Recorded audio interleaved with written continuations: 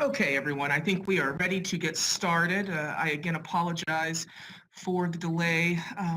Technology's always great, except for when it doesn't want to cooperate with you. Okay, just a little bit of housekeeping to get us started. If at any point during today's session, if you have any questions or if you have any feedback regarding the audio or any other technical problems that you encounter, feel free to use the chat area to let us know. Someone will be monitoring that throughout the session, and we will do our best to assist you and to readjust on our end as necessary. So welcome to the subject matter expert orientation for MUIH's School of Naturopathic Medicine. We're going to have several different facilitators for today's session, and we're just going to go ahead, since we are running a few minutes late, and dive right in. And on the screen, you should see the agenda, and we will start quickly with just displaying the names of those who will be speaking with you today. We'll then cover some information that is specific to the School of Naturopathic Medicine. We'll transition to information from the Center for Teaching and Learning about exactly what the center is and how it's going to support you in your role as a subject matter expert, or what we abbreviatedly call a SME. And abbreviatedly is a word I just created, so I kind of like it. And then we're going to cover the instructional design process, and that's what we mean by ID process. As we go through, we will try to be as mindful as possible that we're using a lot of acronyms, and so we will try to define those as we go. If at any time we use an acronym or another term with which you're unfamiliar, feel free to ask us to clarify in the chat. Then we're going to cover some basic information from our Office of Human Enrichment. Other places it's known as the Office of Human Resources. This information will be related to pay and some other just general housekeeping items. Then we'll go into some additional resources that will be helpful to you, and with some Q&A as well as an assessment and post-test. So just wanted to give a little bit of an overview of what's in store for you over the next few hours, and we will try to end as definitely on time and maybe a little bit early if possible, but we do have a lot to cover.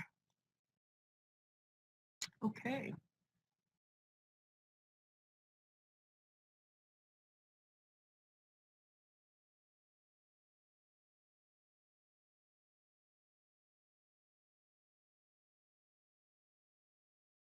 You are now unmuted.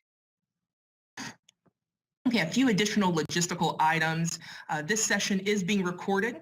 A link to the recording will be available after the session, as well as a PDF of the notes that are displayed on screen, as well as entered into the chat area. The next bullet provides a dial-in number and passcode. The conference line, this is for the conference line, and this is helpful for backup, as backup in case you encounter any technical issues logging in through an internet browser. As I've already mentioned, questions during the presentation, feel free to interrupt us or chime in by entering your comment into the chat box. Oh, that's a great question. I'm sorry, I should have introduced myself at the beginning. We had, and as I said, we'll try to monitor questions throughout. Our technical problems knocked us off our game a little bit, so I apologize. My name is Dr. Witt Sally. I am the Associate Provost for Academic Innovation and Support, and I am representing the Center for Teaching and Learning. And I'll be working with the instructional design process, as well as others that are supporting you, including the library, as you design curriculum for the School of Naturopathic Medicine. There will be, as I mentioned, you're welcome. There will be, as I mentioned, a post-presentation assessment, and you will receive a number of, or you should have already received a number of attachments, and if not, certainly those will be provided along with the recording.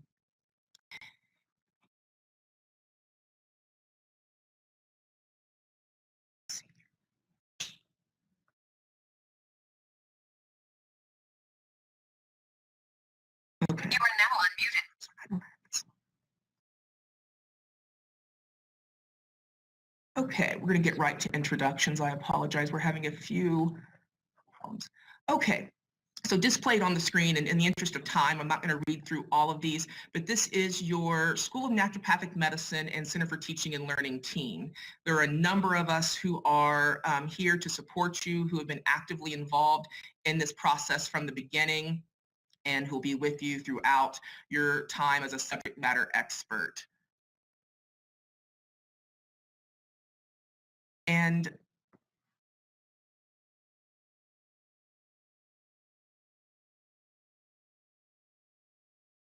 this is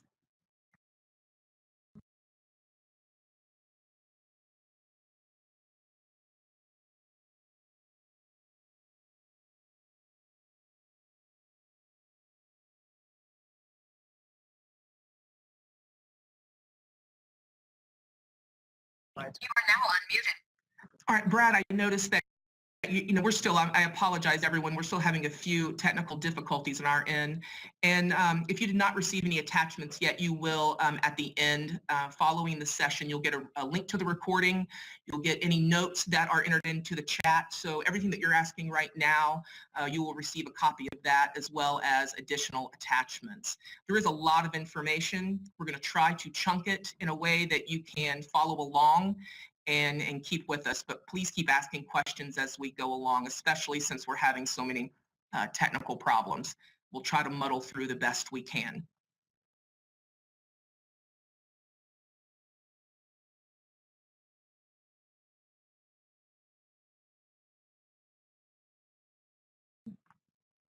Okay, and this is Beth Pimentel. I am the Dean of the School of Naturopathic Medicine, and thank you all for being here today. I wanted to just give you touch on some highlights of the program, just so you have a context to think about as you're developing the course material.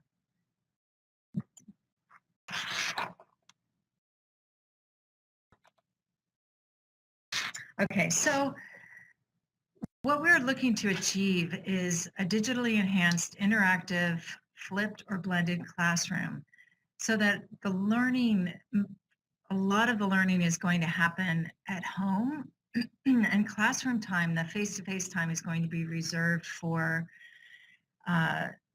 case discussions, discussion of difficult concepts, team-based and case-based learning, and other experiential activities. Some of the threads that run through the curriculum that you will see over and over are determinants of health, disparities in healthcare, research literacy, and evidence-informed practice. Not evidence-based practice per se, but evidence-informed practice. So how do students shape their clinical decision-making based on the information that is available to them through research and also anecdotal experience. Practitioner development is another important piece of the curriculum, and there's a course called Practitioner's Journey that is offered each trimester throughout the curriculum. And Practitioner's Journey is really all of these skills, attitudes, and behaviors that make up becoming a physician. The CIA series is the Clinical Investigations and Applications, so that's our case-based learning course. That is also every trimester accompanying all of the biomedical and clinical science courses. So that goes through the third year.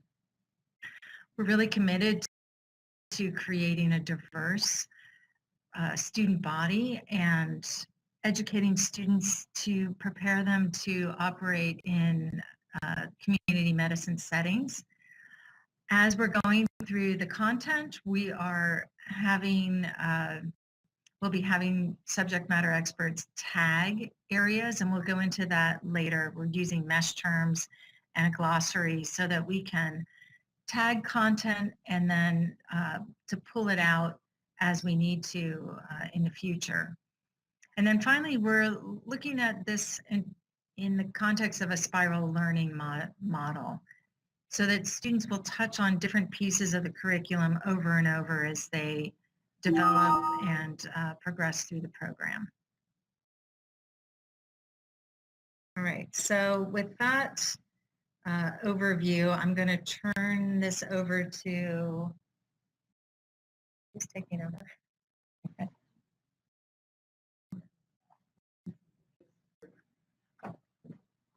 Okay, so I'm turning it over to Abigail Iapola. Hello, everyone. I am Abigail Iapola, the Associate Dean of the School of Naturopathic Medicine. These next few slides here are just a brief overview, and in fact, in a few moments, you'll be receiving a lot of attachments. Some of the resources that you can expect to receive that'll be coming in a few moments will be the ND curriculum, but the curriculum itself is a little too large to incorporate into this PowerPoint and is not applicable to every individual on the call. The course descriptions, the course outcomes, and credit hours that are relevant to you as a subject matter expert will also be coming after, not during, but after this presentation. These are just some screenshots of our programmatic competencies. You will also have a glossary of terms that will explain a lot of the common terminology that we will be using within the Center of Teaching and Learning and MUIH, or the School of Naturopathic Medicine, so that we're all on the same page. So these 3 slides are screenshots of our general programmatic competencies and outcomes. These are the outcomes, the competencies and outcomes. So in red up front are the competencies, and then the A through different letters for each one are the outcomes that are associated with our curriculum as a whole. So this is the big picture overview of our curriculum and the competencies and outcomes that we expect for all naturopathic medical students, all graduates of the naturopathic program here at MUIH. This is important because as you dive into your individual course development, we have mapped, so this is the first competency, medical knowledge, skills, and practice, and the definition there and all of the outcomes associated with that competency. The second, communication and collaboration, and the definition and all of the outcomes associated with that competency. And the third, programmatic competency, personal and professional development, and all of the outcomes associated with that. Again, this will be included with the additional resources and attachments that we're sending to you immediately, and then you can refer back to the programmatic competencies, and I'll just give I don't have a screenshot here, of the of how these competencies and outcomes have been mapped throughout the curriculum. So you'll have in your attachments, number 4 and 5 is the screenshot of where all of these competencies are mapped in introductory, developing, and mastery level throughout the curriculum. And you'll also have the Excel spreadsheet so that you can know, for the courses that are relevant to you as an individual subject matter expert, how the level of detail that you will need to bring to each particular competency and or outcome. Finally, as far as this component of the presentation goes, all of these 3 areas, medical skills, knowledge and practice, communication and collaboration, and personal and professional development, have also been the overarching fields or content areas that our content area tags, i.e. the mesh type of tagging to which Beth spoke earlier, are mapped, and that will also be included. All of the mesh terms, or the content area terms, I should say more applicable, and the definitions of those terms. If during the course of your course development and working with the instructional design team, you have questions or comments or additions to those tagging terms, or the way we have distributed the credit load or hour distribution for your particular courses, do not change it in what we have sent you, but keep track of your comments and field them back to myself and or Beth or your instructional design team as you're working through them, as we will as you know, continually improve on the products that we are developing. This is just a screenshot of the content area, the tags that we are using. You will have the PDF document. It's about a 6 or 7 page document available to you. Now turning back to the Center for Teaching and Learning for some additional information. And this will be the meat of this orientation.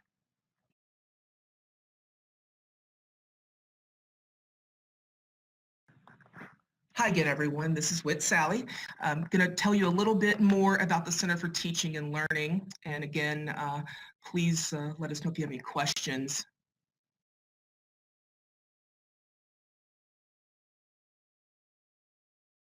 Okay, the Center for Teaching and Learning, what we abbreviate as CTL, is really here to serve every aspect of the teaching and learning process at MUIH.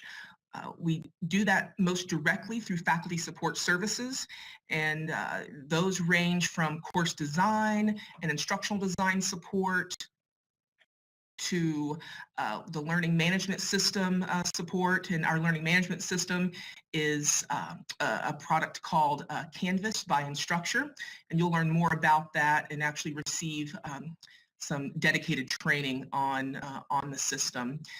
We also support online and classroom learning. And we support you as a subject matter expert by pairing you with a course developer or instructional designer who really takes your expertise that you provide, takes your raw material and develops it into compelling online instructional content. And so you'll hear a little bit more in the upcoming slides about the relationship between you as a subject matter expert and the instructional designer. But I want to pause and just do a little bit of clarification that we use a variety of terms sort of interchangeably. And that is instructional designer, we also call in some cases a digital learning architect. We're in the process of cleaning up our terms so that we have more consistency and it's clear to newcomers and even to outsiders who is doing what. And we'll get more into terms in the future slides, but because we are talking about some of these here, I wanted to clarify in case there was some confusion.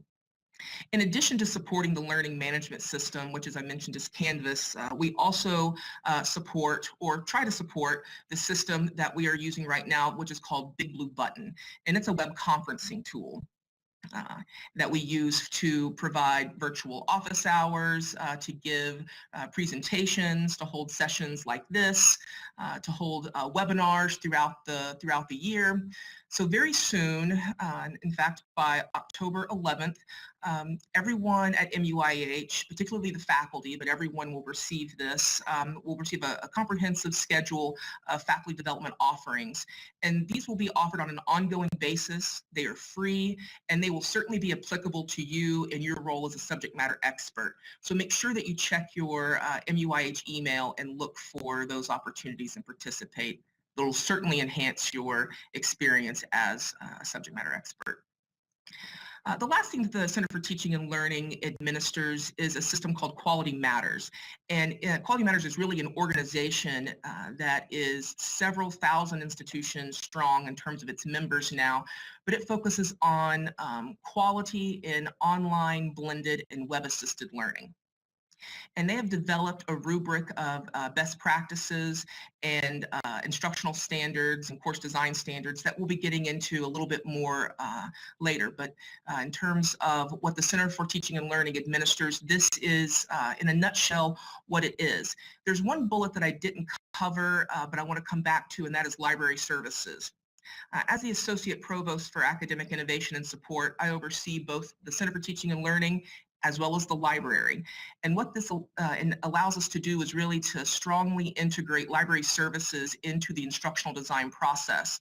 So you'll definitely have opportunities to collaborate and benefit from the expertise of our strong team of librarians here at MUIH. So I definitely wanted to not forget to mention library services as something that will be integrated into the experience you receive with the Center for Teaching and Learning.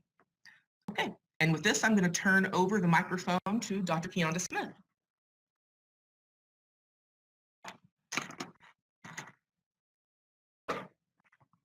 Hello, thank you for joining us today. I am Dr. Smith. I am the Director of Course Design over here at the Center for Teaching and Learning. I'm very excited that you all could join us today. And for those who couldn't, I'm excited that you can listen to this asynchronously.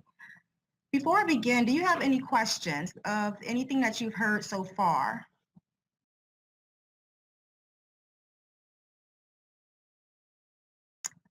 Okay. All right, so since there are no questions, we'll look briefly at this glossary of terms. I'm not going to go into detail or at least exuberant detail regarding the glossary of terms. Just know that we do have institutional terms that you'll hear quite often. So that'll give you an opportunity to understand what we mean when we send emails that may have some initials or may use words that you're not that clear with. You'll have this glossary that you can keep close by, maybe on your desk or on your desktop. So we'll make sure that you get that. And it's about 20 or so terms. So it's not a ridiculous amount of terms that you'll have to get acclimated to. It's a very reasonable amount. And it's particularly industry standard. We're not using terms that are much more different than what you'll see at any other integrative health or any other online university. So first, I'd like to get into the relationship that we'll have, that the subject experts and the Center for Teaching and Learning instructional designers, as well as our digital learning architects. And you'll hear us use that term. Digital learning architects are also instructional designers, but they are more strategic and ensuring that there's a solid learning infrastructure in place. So this really will guide you into understanding how you're going to go about designing your courses, because I understand it can be a big undertaking, especially when you don't know where you're to go next. So this will really help you.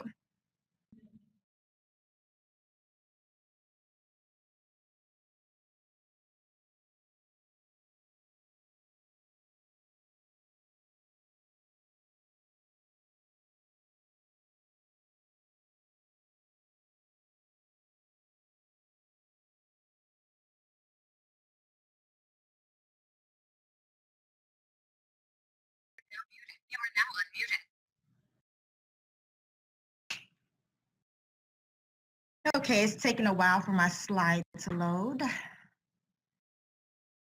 You can just tell me yes once you're able to see the slide.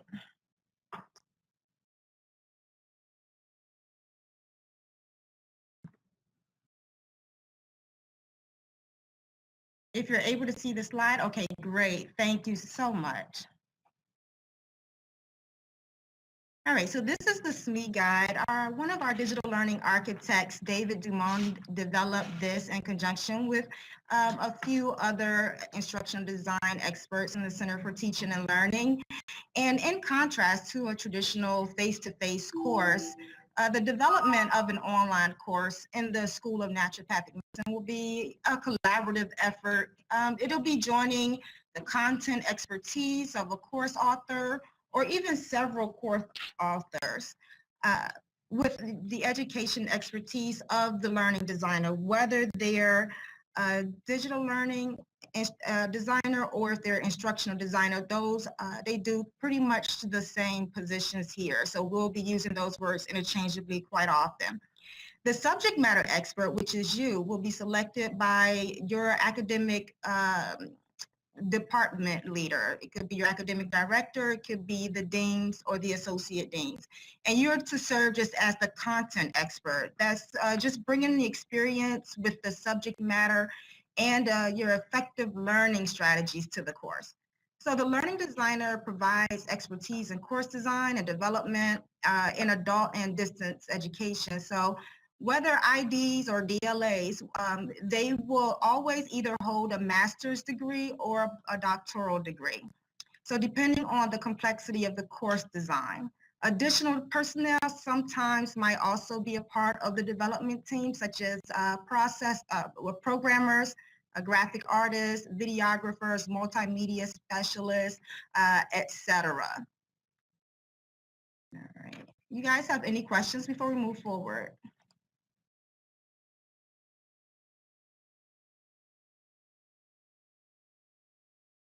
Okay, great.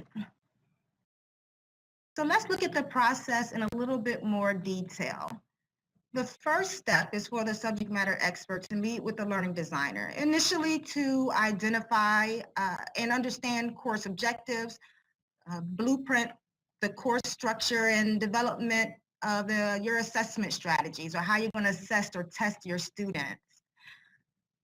Next, the subject matter expert will generate, like Whit said earlier, your raw content for the course with your corresponding activities and your aligned objectives. The team will then reconvene to review the materials that you have drafted or created or developed. And the information that is covered in these initial meetings is also included in the SME guide in a little bit more detail, which we'll review in about 2 more slides. So the learning designer also works with you to draft a course development schedule that will outline what we agree upon as far as your milestones for each component of the course development process. And these initial meetings orient the course author, which is you, the SME, subject matter expert, to the online course development process. The learning designer is also oriented to the course by studying your syllabus that you provide and any other relevant course materials that you may share. When appropriate, with the help of the learning designers, you guys will spend time gaining the technical skills, and you'll also be exposed to some additional andragogical strategies that are kind of necessary to develop and teach in a distance learning environment.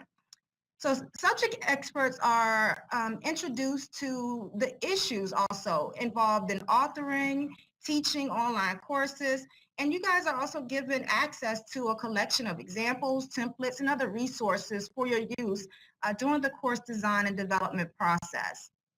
So as you and the learning designer work through the draft content and put it into its online format, the learning designer will comment, question, make suggestions pertaining to some of the content. However, the designers cannot change or alter your content. They cannot change or alter your learning activities or your assessment strategies, but they will review it, make comments, and potentially ask questions. So the edited course materials are then shared with you for review and revision. And this is typically an iterative process with team members exchanging materials and revisions, sometimes multiple times as items are finalized. So lastly, the SME and design team will finalize the course materials, either concentrating on the second half of the lessons or on the design and integration of your student learning activities and assessment strategies into the course. At this point, they may engage additional team members as needed. This is where your multimedia, your photographers, your programmers may come into play. And you and the course designer will develop initially module 1 of your course. And you will review this with all the stakeholders, including your program director, prior to moving on and developing your remaining courses. We wouldn't want you to get too far into your course development process to realize that we may be slightly off track. So module 1 is important, and we typically have what's called a first third meeting during module 1. And that's just to make sure that you are delivering a product that you promised to deliver in your agreement with your program. Let's see. So halfway through your development, your QA will be performed. A midway review kind of is to ensure that the course is providing high quality instructional presentation to learners. Your QA process is not necessarily going to be instructional design. Your QA person is not looking at the design of the course. They're looking at its presentation. So they'll be checking for spelling and anything that just doesn't make sense. And so they'll look at that halfway through and they'll send us a report, yourself and your instructional designer, to look at and make any changes, updates, and revisions as suggested or recommended. There are some institutional mandates, but as far as course content, you are the subject matter experts, and any advice or recommendations that are provided by QA or your ID or the Center for Teaching and Learning are usually aligned with industry best practices and good, strong, sound instructional design. However, there are suggestions and recommendations to help improve the quality of your course. So ideally, in the perfect world, another QA will be performed at the conclusion of the course development prior to it being published and going out to the public. So once a course has been developed and open for learners, the development process is not really yet complete. Every course goes through various stages of your formative and summative evaluations. Therefore, you're going to need minor revisions. They're typically made each trimester, and they sometimes require substantial revisions, which mean you may have to involve another process very similar to what you went through the first time to get the course developed. And this is just all depending on the course content, programmatic recommendations, industry standards change, licensure requirements change, things of that nature. So the original development team will typically support you in all your course revisions. But in some cases, however, if you feel confident in your skills, we have had some faculty who are very advanced and they possess the technical skills, and they may be able to make revisions on their own. And also, I want to introduce to you that we are using the Quality Matters standards and guidelines, and I'll cover a little bit of that in this next slide. Before I do that, are there any questions?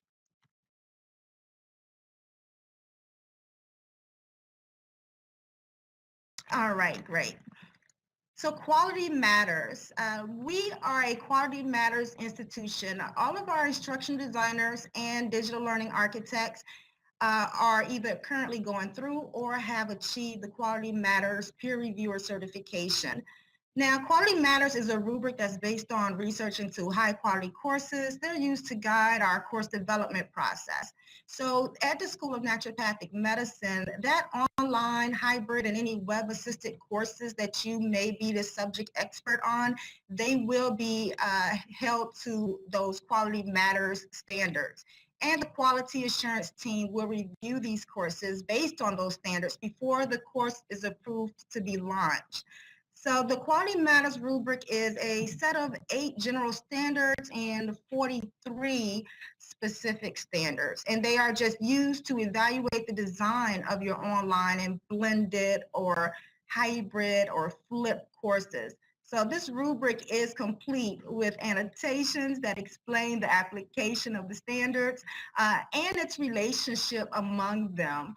So here in this slide, you can see the list of standards that we follow. Although it's too small, we'll make sure that you get that over email. But if you follow these standards while designing your course or working with your course designer, they will be very appreciative that you have looked over this rubric. So we'll be sure that you guys get this in advance so that it can make your life much easier.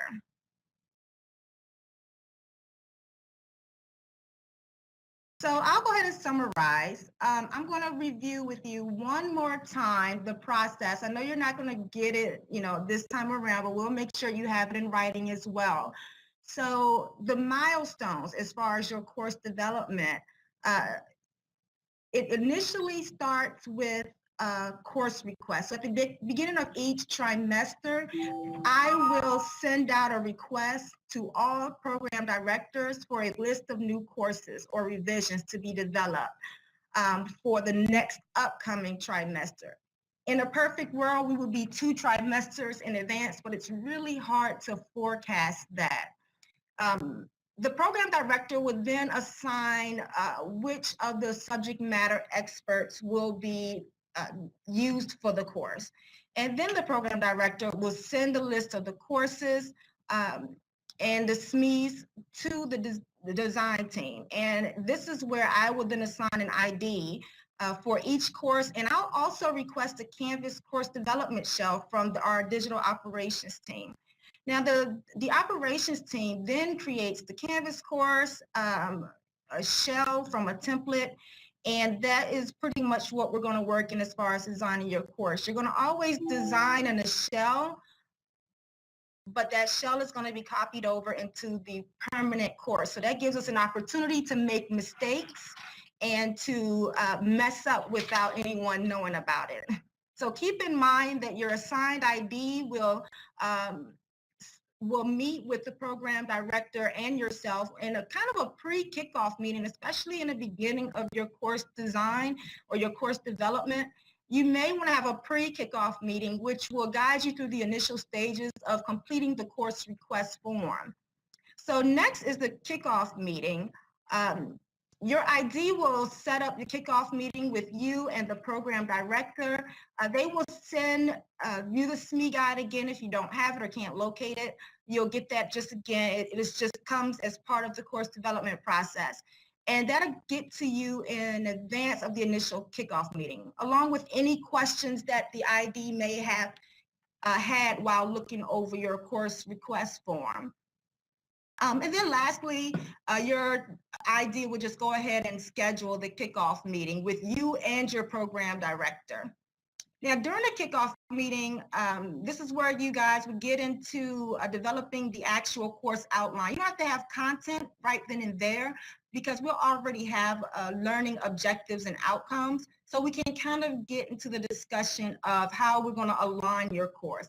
How are your learning objectives going to speak to your learning activities, and how are they going to speak to your assessments? They all have to align, and you'll get used to hearing that word alignment a lot. So the ID will then identify if you may need any media production, such as audio, video, graphic, any multimedia interactions that you may need.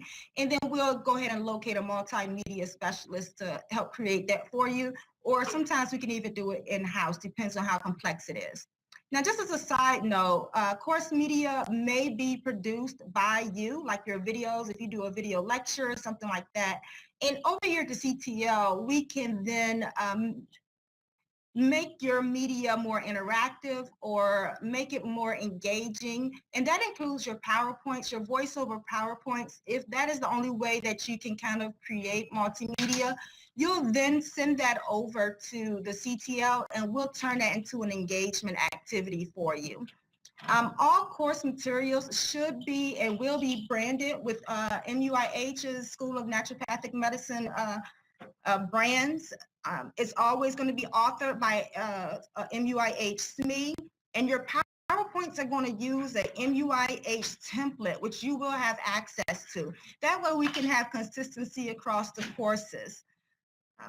So lastly, your ID, your SME, and your program director will sign off on milestone 1 when the course outline is complete.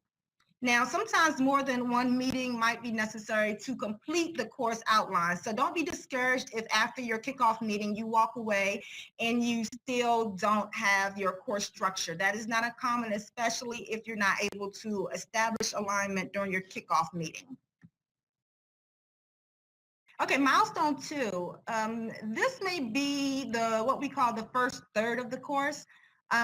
But this is where I discussed and I said, we want you guys to create module 1 just to make sure that we are all on the same page. Make sure alignment looks good. Make sure that your program director or your leadership is on the right track with what you envisioned the course to be.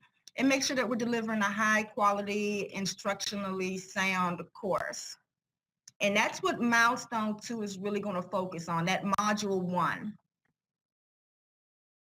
And then milestone 3 is we're going to pretty much repeat the process for the second, for what we did before. You're going to, once we got module 1 nailed down, you'll go ahead and get up to about 50% of your course, because this is where we're going to send it off for a QA review. It's good to get a QA review halfway through the course, because like I said, we don't want you to get too far into course development and there's something weird happening, like you've misspelled there 20 times. And then, you know, it's better to catch it halfway through than to have to go through the whole course and realize that there has been spelled wrong for 14 weeks. So that's just a vague example, but QA is done halfway, and ideally we like it to be done at the completion of the course if time permits. And lastly, milestone 4, that's where you're just going to solidify all of your content. Any multimedia is going to be turned in at this time. Any QA reviews, anything like that is going to be done. Everything is just going to be tightened up at this point.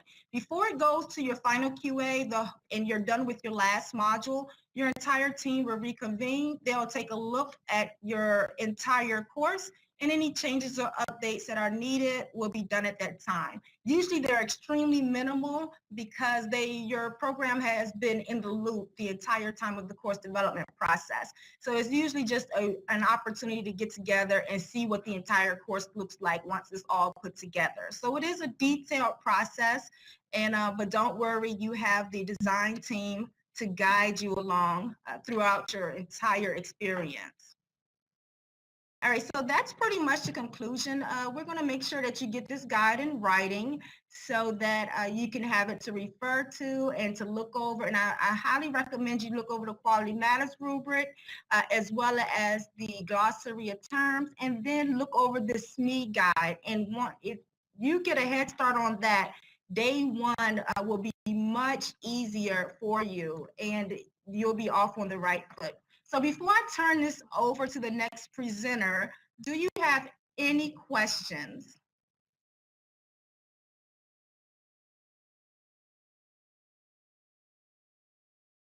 All right, so if there are no questions, the next presenter will be right up. 1 second.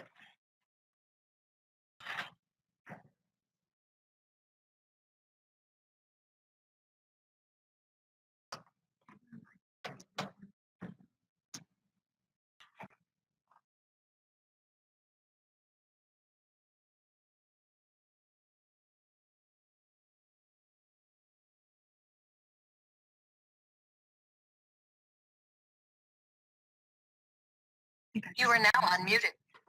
Good morning. This is Melissa Cahill, Director of Human Enrichment, and I'm here to talk to you about the paperwork processes and payment processes for the work that you're going to be doing with us. Welcome to all of you, and we're very excited to have you on board. I'm going to move to my next slide. It's hanging on for just a second. Great. So in terms of the timeline, for those of you who are brand new to MUIH, there is paperwork that we need to have completed. What we will do once we have the hiring information, and we may already have it from Abigail and Beth, we will be sending an email to you that will include our new employee paperwork. We will have a employee information document. There will be tax documents, direct deposit document, information on our 403B plan, which is actually unique here, where we allow all of our employees to participate in that plan, and there is a match provided on that as well, and we can provide additional information for you. And then the I-9 form. You may be familiar with the I-9 from other employers. This form is supposed to be completed on the first day of work, and I realize that some of you will be remote, so you may need to take that to a company who can assist you in having the I-9 completed. But it's really important that we get that paperwork back right away so we can get you set up in our systems and make sure that you're paid appropriately as well. When we have that paperwork returned, we will set up your accounts in our systems here on campus, which will trigger an MUIH email address that will be available for you. And typically a welcome email comes to you from the help desk that we have in IT that will provide you with information on how to access that email through our systems. In terms of payment, we will be using a course development / subject matter expert contract. And that contract will come to you again within the next week or so that will have information regarding the payment methods and the description of duties and deliverables that we will be looking for from you. The payments will be made in 2 installments, so we will set up concrete deliverables for each of those payment installments so that you will have that information. And then CTL will also be working with the Human Enrichment Office to ensure that payments are made based on those quality assurance triggers that are in place. Is there any info or questions for me about the human enrichment components?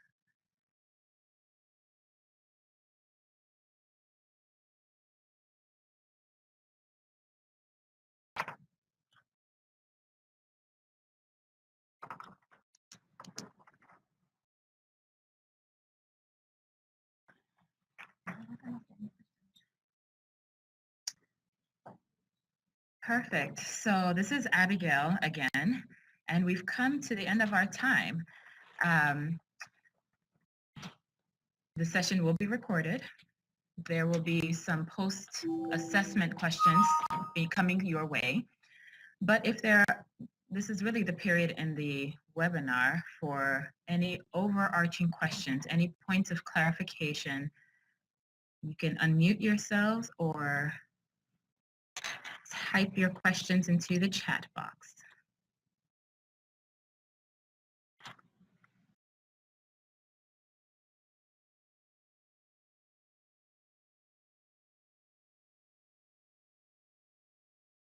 Thus far, all of the comments I'm hearing are positive, clear.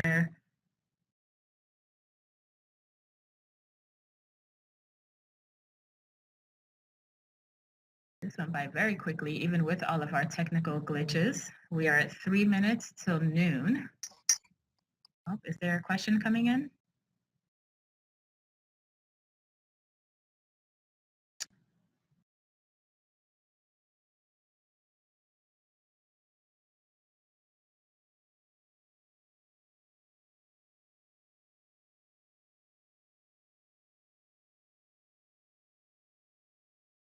All right, someone made a comment that the handouts that I sent are helpful. So just so that you know, I sent 9 different attachments.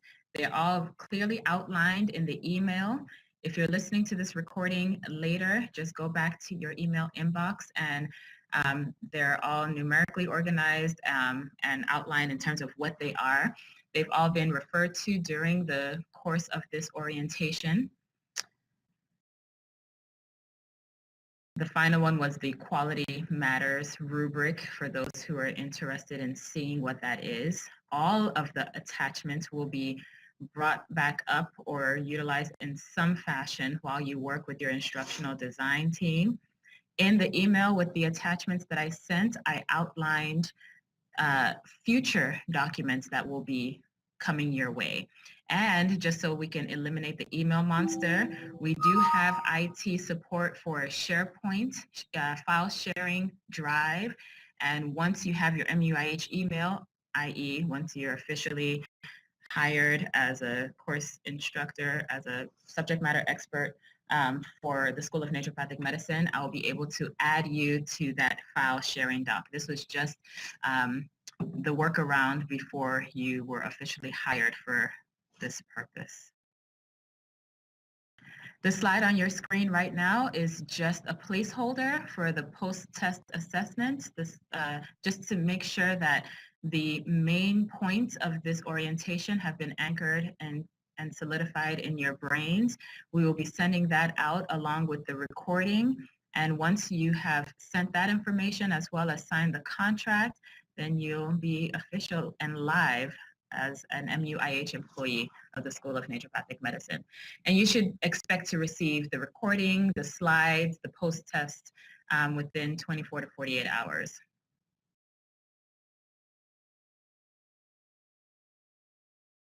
Well, it is 12 o'clock on the dot. Thank you all for your time, for your patience with the earlier glitches. We thank you for being the first wave of subject matter experts for the School of Naturopathic Medicine. We welcome all of your feedback, and we look forward to working with you. Enjoy the rest of your day and week.